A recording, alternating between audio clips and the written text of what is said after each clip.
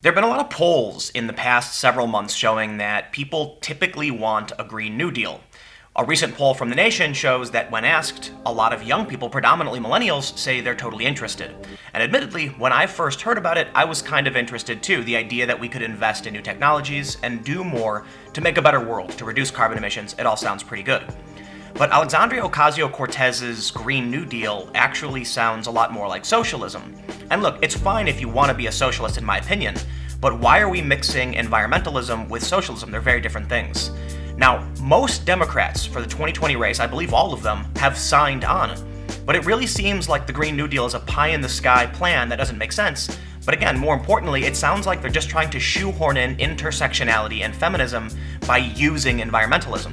Today, let's take a look at some of the polling data, how it's actually misleading, and then I want to talk about how the Green New Deal is less about the environment and more about socialist policy. But before we get started, make sure you follow me on Minds at minds.com/Timcast. We're building out a digital newsroom here that's going to be working with our Subverse channel, so you can follow me here for more updates.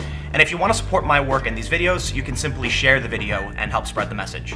I'll just briefly touch on this Vice News article to give you the general idea of the support. From Vice News, they say, Ocasio-Cortez's Green New Deal has the backing of every major 2020 candidate. Elizabeth Warren, Kamala Harris, Cory Booker, and Kirsten Gillibrand, all of whom have announced they're running for president, co-sponsored the Senate resolution, introduced by Democratic Senator Ed Markey of Massachusetts. And very quickly, let's jump over to GQ for a very important distinction. This is a non-binding resolution. GQ says, in Congress, a simple resolution, the form this one takes, is a non-binding expression of the sentiments of a given chamber. Unlike a bill, it does not have the force of law. Ultimately, what that means is it's just kind of their vision for how things should go. And I think that's fine if you want to unveil your potential vision.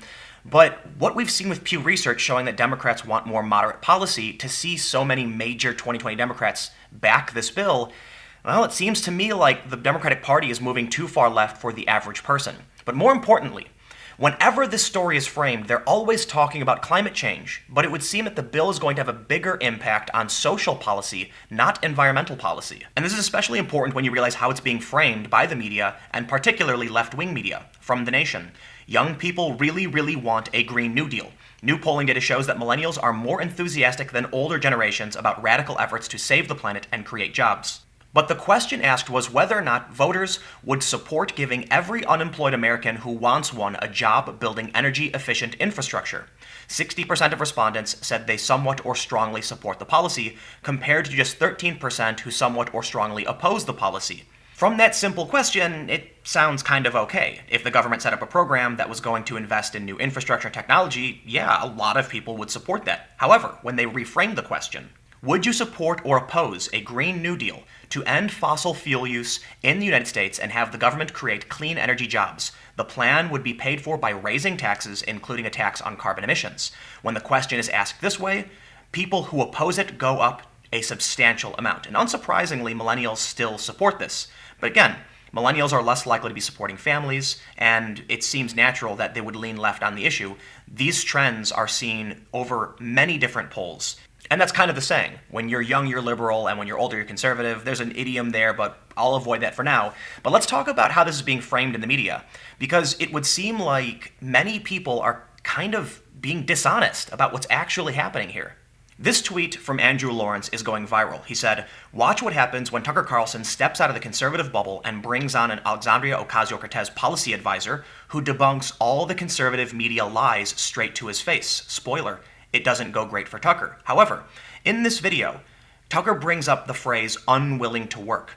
This man says that's fake, it's a lie, but in actuality, I'm going to go ahead and assume he's just incorrect and is completely unaware with what Cortez has actually proposed. In response to this viral tweet misrepresenting what's going on, John Levine of The Wrap said, "It appears this AOC policy advisor is lying." In fact, the other day I went on the Joe Rogan show and I brought up the phrase unwilling to work. And I noticed there were many comments and messages sent to me where they said I was lying about the Green New Deal. Well, I could be wrong about the Green New Deal, but my intention is not to lie. My intention is never to lie, but yes, I'm wrong sometimes. That's normal. There's a difference between intentionally misleading people and just being wrong. But the point here is, I'm not wrong either, at least if you want to trust NPR. NPR published this, which they call the Green New Deal Frequently Asked Questions. In it, we can see economic security for all who are unable or unwilling to work. But there's a reason why I say this bill is much more about intersectional socialism than it is about the environment, when you actually look at the archived version of Cortez's own website. Sure, it's entirely possible that this archived version is fake, but it's being shared by many verified and established journalists, so I think we can only operate on the assumption this is likely the real thing. I do remember seeing this, but because it's deleted, it's hard to know for sure. But look, this is what her site says. Green New Deal FAQ, what is the Green New Deal? But the important part is right here. Any large-scale transformation of society can create the risk of some people slipping through the cracks. That's why the Green New Deal also calls for an upgrade to the basic economic securities enjoyed by all people in the U.S. to ensure everybody benefits from the newly created wealth. It guarantees everyone a job with family-sustaining wages, family and medical leave, vacations, and retirement security, high-quality education, including higher education and trade schools, high-quality healthcare, clean air and water, healthy food, safe, affordable, adequate housing, and economic environment-free monopolies, economic security to all who are unable or unwilling to work. This is particularly extremist. To provide everyone with a house, everyone with food, everyone with healthcare, everyone with education, everyone with a job. I can only say this sounds like complete and overt communism, not even necessarily socialism. And there's a reason why I pulled up an archive. This was removed from their website. And admittedly, a lot of this language is not in the actual non-binding resolution, which again, I want to stress, it's non-binding, which means it's their pie-in-the-sky endeavor. But it does mean that Ocasio-Cortez, her policy advisors who are wrong or lying, and the people who support her are putting forward a plan where they basically say they want some kind of communist system in this country. And I'm reticent to say communist because that's one of the most extreme words you can use to describe it. But listen, if you're talking about guaranteeing housing, work, healthcare, food, jobs, even if the person is unwilling to work, we're not talking about socialism, which can be, heavy taxation to a certain extent. We're talking about straight up the government building houses for people, telling them, guaranteeing them a job. But more importantly, I don't understand how a system could function if you're going to guarantee all of these things to an individual who is unwilling to work. Now, again, this was removed from their website, so maybe somebody wrote something and it wasn't checked, or they realized it was wrong, or maybe they're just concerned that people, they put forth too much of what they actually want to do when they shouldn't have. But beyond the FAQ, which was removed, you can look at the bill where it actually talks about racial inequity from climate change and gender pay gaps.